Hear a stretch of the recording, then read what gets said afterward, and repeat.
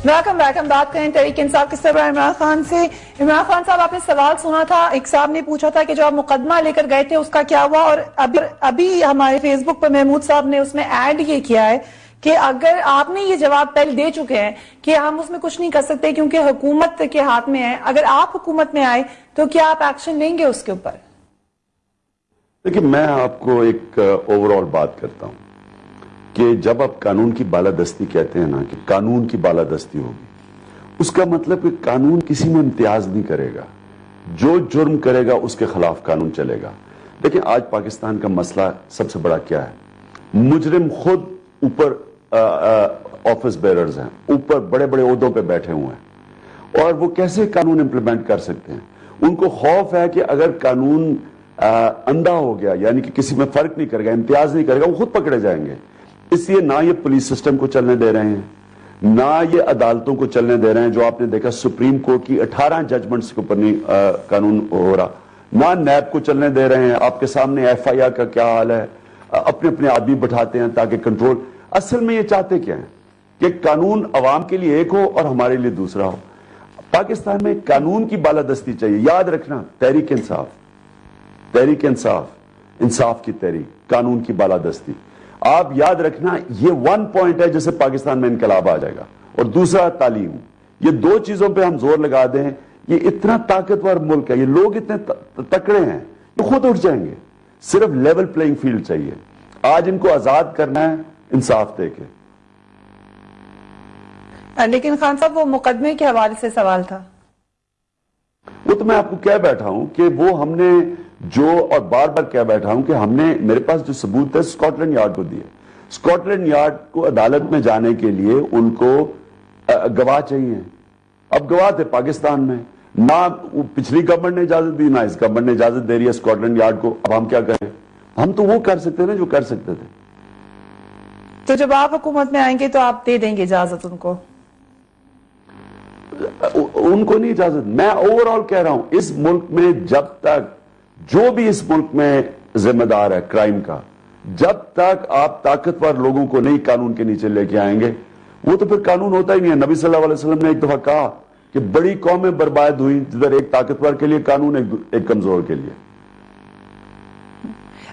परवेज मुशर्रफ साहब बार बार तीसरी कुव्वत की बात करते थे, और अब वो तीसरी कुव्वत शायद आप बन चुके हैं पाकिस्तान में, उसमें कोई शक नहीं है।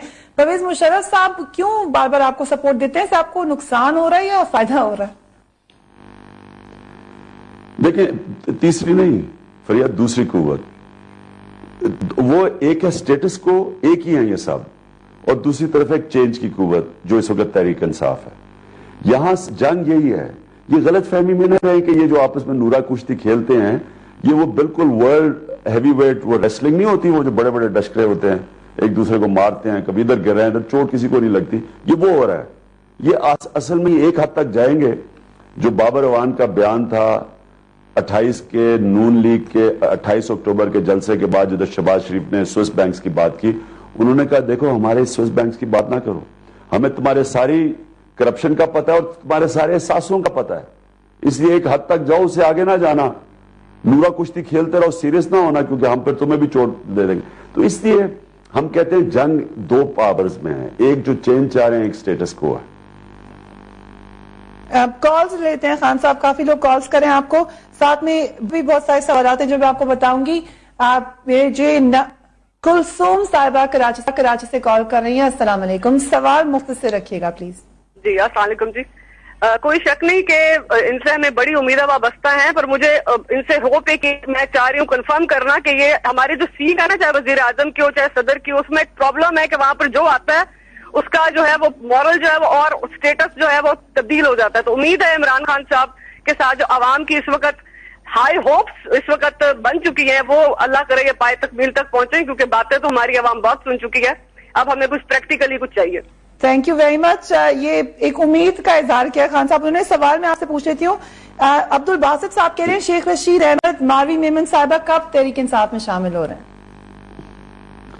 देखिए, ये मैं तो नहीं कह सकता, ये तो हमारे हाथ में नहीं, उनके फैसले हैं, लेकिन मैं इस सवाल का जवाब देता हूं। देखें, लोग मायूस हैं, बार बार धोखे दिए गए। मैं जानता हूं लोगों को कि इतने बेचारों के ऊपर धोखे हो चुके हैं, वो सारा वक्त खौफजदा रहते हैं कि जी इमरान खान तो नहीं धोखा दे जाएगा। मैं सिर्फ उनको एक चीज कहता हूं कि ये कहना कि क्योंकि ये पहले कुर्सी पे बैठने वालों ने धोखा दिया तो आगे भी दे देंगे, इनको हौसला रखना चाहिए कि हमारे सामने तुर्की के अंदर एक प्राइम मिनिस्टर आया और उसने तुर्की को तब्दील कर दिया। $5,000 पर कैपिटा इनकम था, उससे $10,000 पे ले गया। यानी तुर्की इस वक्त चाइना के बाद दूसरी तेजी से ग्रोथ रेट है, तरक्की कर रहा है, तो तब्दील कर दिया उसने एक मुल्क को। और तो ये जरूरी नहीं कि हर कोई आके धोखा देगा, ऐसे भी मिसाल है, महातर भी मिसाल है, महातर मोहम्मद, ली कुआन यू भी आया सिंगापुर में, कहां से कहां ले गया। तो आपने बाकियों को तो आजमा लिया, अब आपके पास आपने बहरहाल बार बार उनको तो नहीं आजमाना। एक तो वो सारे पावर में पहले बैठे